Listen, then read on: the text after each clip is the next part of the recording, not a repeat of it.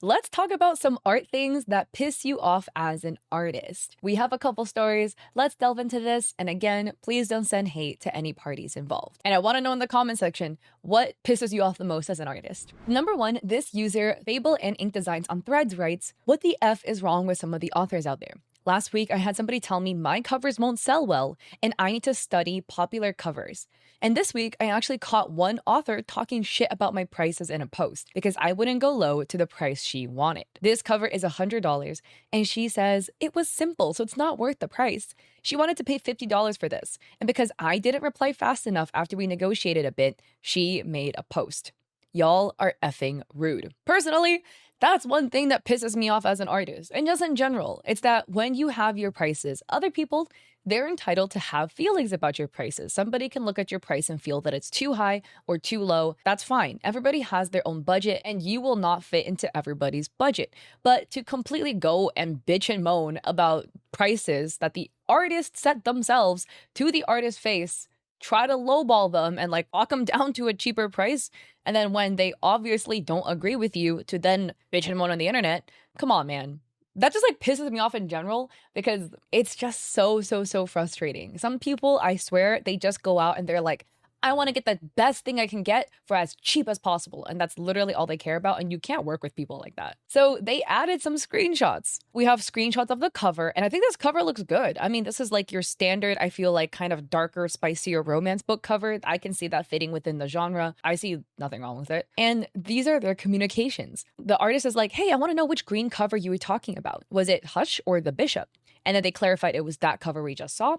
And the artist was like, it's $110. But if you have a budget, I can work with that. And the author is like, did you create it on Canva? Because I might have to resize it. Could you do 50? So, the artist is being very fair, offering, okay, if you have a budget, I can work a little bit with your budget. Doesn't mean ask for like the cover for less than half the price of it. The artist is like, I did, and I've done most of my covers and Canva. No one needed to do a resize as far as I've seen. I'm sorry, I did work on that cover for a while and I can't do $50.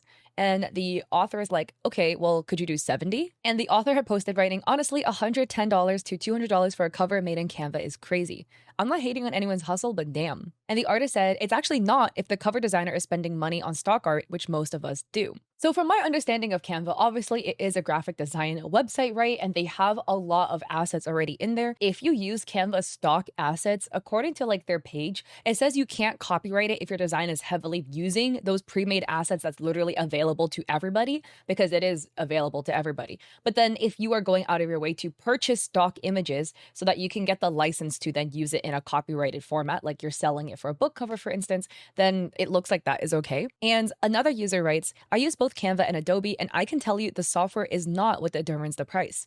If a designer creates a cover that looks professional, fits the genre, attracts the right readers, and helps sell the book, why does it matter what program they used? You're paying for the designer's skill, expertise, and time.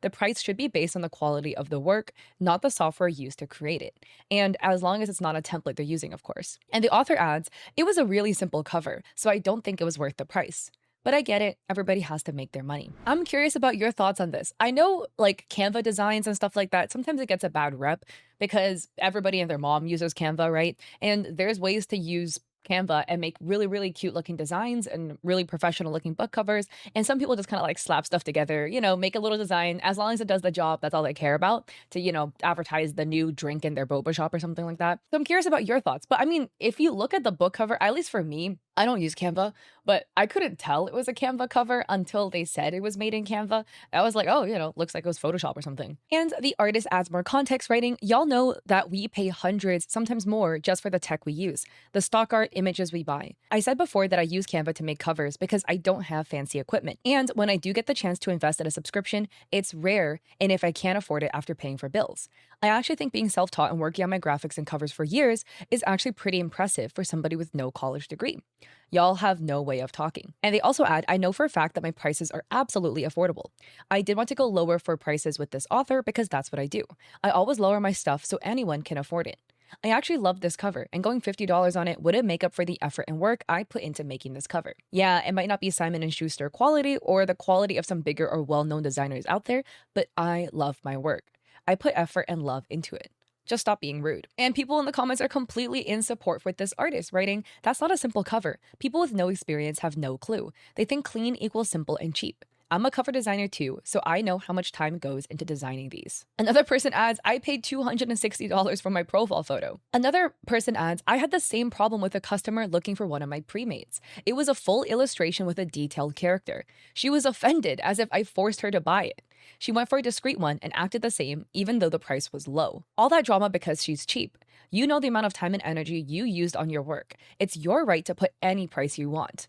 They're not your target, push them out. And another person added, so they liked the cover to want it enough for their book, but it was too simple to be worth the money? Make it make sense. This cover is awesome, by the way, and $110 for a cover is more than reasonable. And yeah, from what I've seen, and again, I don't have a book or anything, but $110 for a book cover is really cheap because it comes with the licensing right of, it's used for the promotion of your book as the cover of your book, and it's going to be sold for monetary reasons, right? For profit.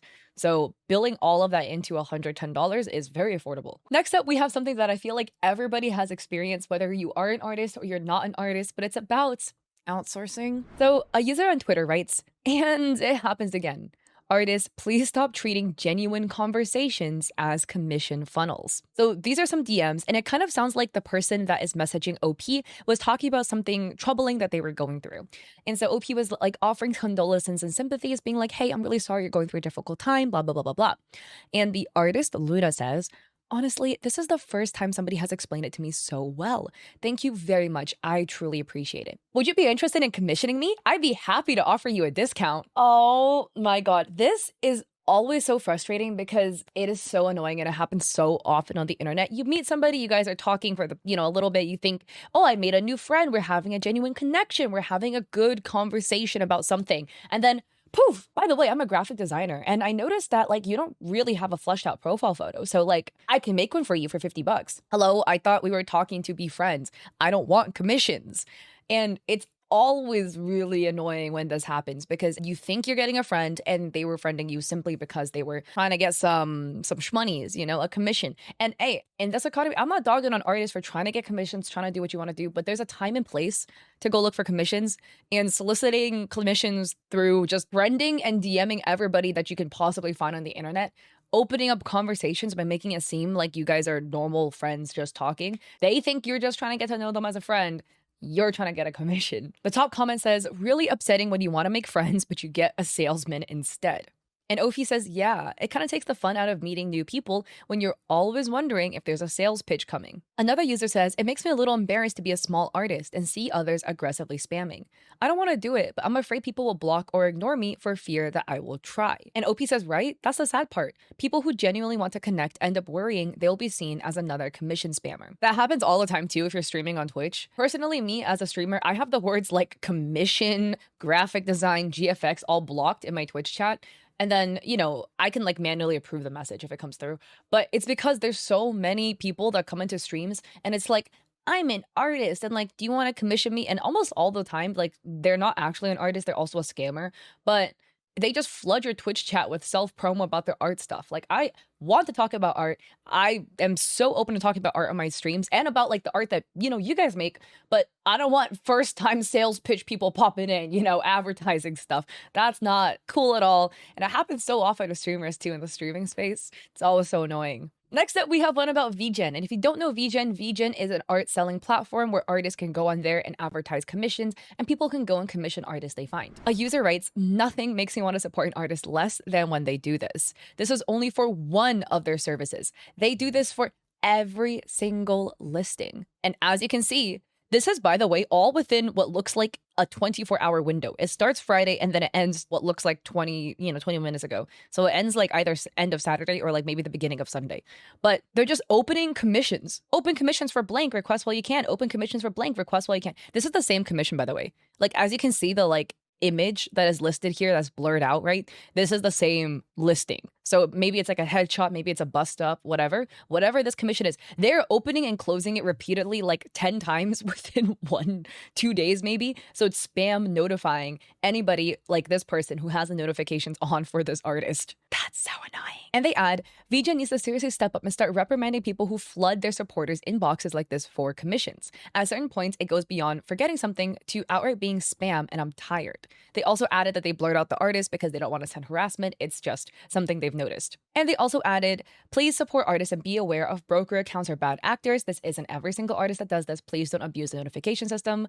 VJ add a refractory period. Spread love and whimsy. Yippee. And don't be mean to artists. Some people in the comments, I feel like, misinterpreted what OP was saying. Like, OP wasn't talking about, oh, like, I hate everybody who does this, da da da. Apparently, from what it seems like, in VGen, if you just like modify a commission that you have open, it doesn't spam notify everybody that has your notifications on. It will only do this if you have a commission listing that's open. So for example, you have open listings for like profile photo headshots, and then you close the listing, and then you reopen it again. So when you reopen it again, it will notify everybody that turned on notifications for finding out when your commissions are open. VGen has a series of notifications you can turn on, and one of them is, hey, notify me when the artist opens commissions, because there's a lot of artists that like you really want to commission, but currently their commissions are closed because they just have a lot of work, you know? So you want to know when their commissions are open so you can go and commission this artist, right? I do that for some artists that I really like because, you know, I'm just waiting when you open up, you know, I want to be first in line there.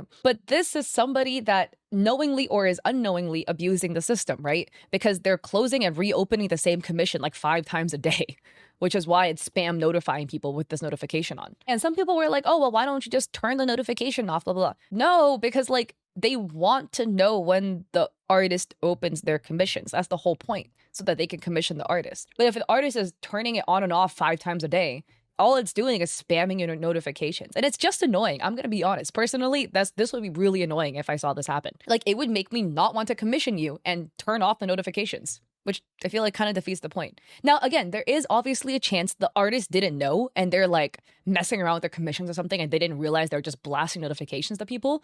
But that's just a little lesson, you know? If you didn't know, well, it does do that if you are turning them from open to close, open to close, open to close on VGen, okay? And somebody was like, I think this is a VGen design issue rather than the artist issue. Go complain to VGen.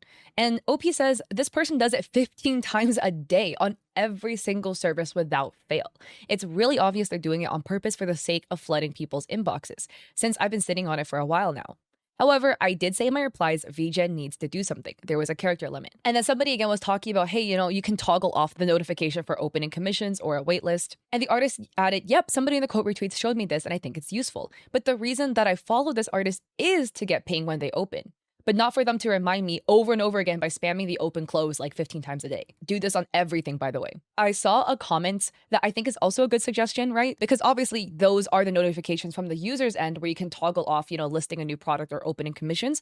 But somebody in the comments was like, oh, but like, you know, VGen should add an option for artists to notify people when they turn it on or off. So if you are really, you just genuinely want to modify your listing, that you can like have a toggle where you turn off the toggle to blast notifications so that you don't do that. I think that could be a fun addition. But yeah, there were actually a fair amount of people in the comments completely agreeing with OP. And a lot of them were like, yo, I also have artists that I follow because I wanted commissions. They all started doing this spamming. So I just turned off the notifications because I was getting annoyed. So it just kind of sucks, you know? And I completely agree. This is definitely something that's quite annoying. And next up, we have one that's quite lighthearted, but a user in Threads writes, what's a harmless art thing that just pisses you off for some reason?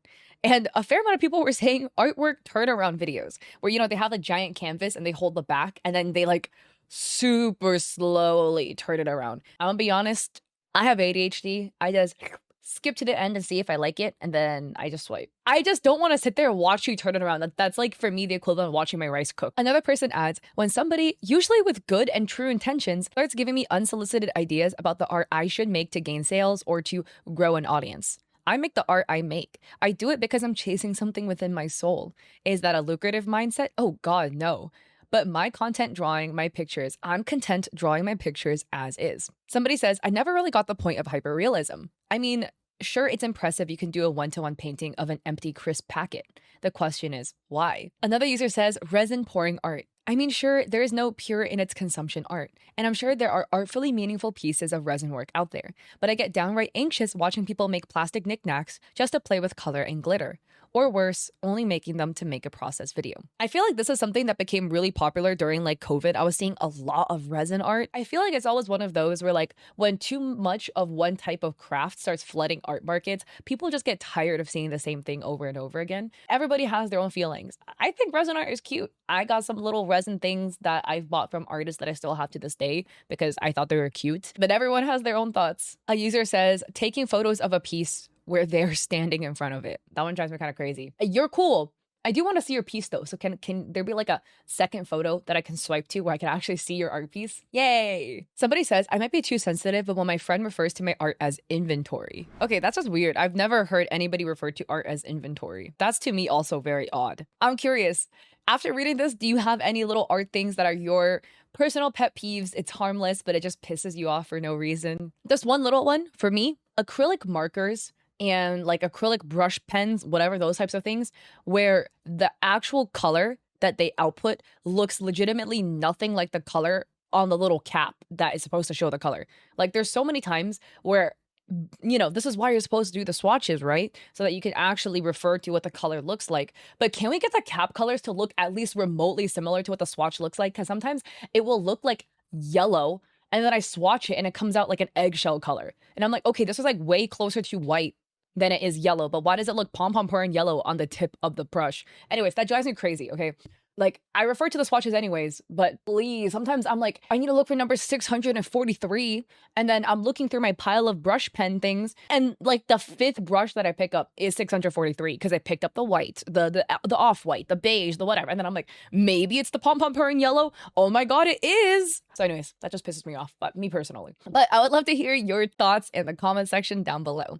And with that, if you like this video, I appreciate it if you like and subscribe. Don't forget to check me out on Etsy. I have digital art there for streamers and content creators. I also have a coffee with free resources like a free sponsorship guide. And I stream on Twitch 3 days a week, Mondays and Saturdays at 6 p.m. PST and Thursdays at 7:30 p.m. PST. And I do a podcast there with my friend. So I hope to catch you all there or in another video. Peace.